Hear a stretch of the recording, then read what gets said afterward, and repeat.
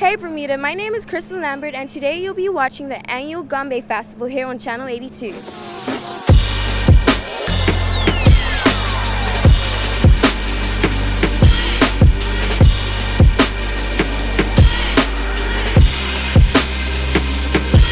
The Gombe movement is something which belongs to every single Bermudian. Everything about the Gombes is representative of every sector of the society. Every sector of society, from the whites, the blacks, the young, the old. And what is really significant about it is the dynasty that is being created by the families that got together and kept this tradition going. Yes, there have been changes over the years, but quintessentially, the ultimate things that are there, they never change. So it's just a wonderful, wonderful experience. Where did you get this love for the Gombes? Where did it develop? From a child? Tell me a bit about that. Well, first of all, my family, my maternal family is from St. Kitts. And I like to think that my cousin on my grandmother's side, Charles Norford, came from the West Indies. And he's basically the father of the modern emergence, the Renaissance in the Gombes. He came here in about in the 1890s with the first migration of Kittitians, with the Phillips family, my grandmother's family, Julian Hall's great-grandmother, Cecilia Hall's father. They all came here in about 1890 to help to build Front Street.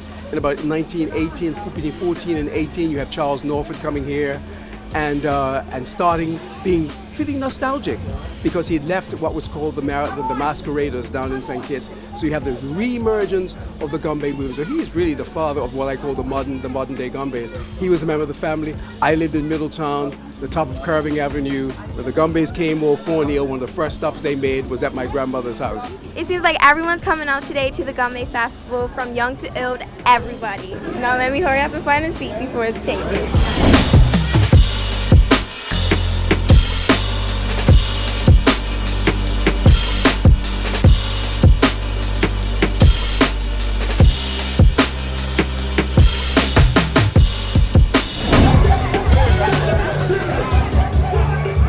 In the old days, the mahjong beginnings and spills to the exotic rhythm of the old-fashioned pecorine band. And origin in West Asia, and the result was slavery and the passing on of tradition. The mahjong dancers still forward became a part of Brooklyn Dance. This art of dancing was different. It had one large individual to be the lead and queen, the living, and their ancestors. His life is believed in the power to overlook the community and people, the present and the future.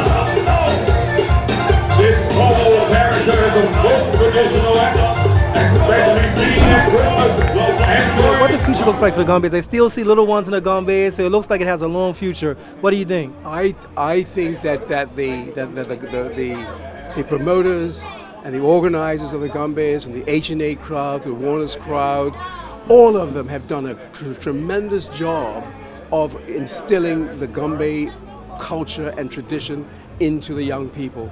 It's a discipline which I think is extremely important. It helps to strengthen communities, helps to strengthen the young people, and the families become all involved as well. So you never see a Gombe where the family is not intimately involved. The mothers, the fathers, they're all involved in one form, shape or another, and that is what I think is so important for the cohesion in this community. Follow the Gombes and you have a cohesive community. And when Louise Jackson came to Bermuda in the late 50s, in the early 50s I should say, the Gombes was going through a slump. In other words, there wasn't the dynamism, there wasn't the same energy around the Gombe movement that had existed before. And she was responsible for making people feel proud again about the Gombes. She was the one that took them down to Calicolumba. She's the one that took them to the UNESCO Cultural Festival in Jamaica. And that's when the rhythm of the Gombes was recognized by the United Nations and by UNESCO as being quintessentially Bermudian. So. It's not a Gombe Festival without the food. Here behind me we have different selections of foods that we could choose from. Now all this food is really making me hungry.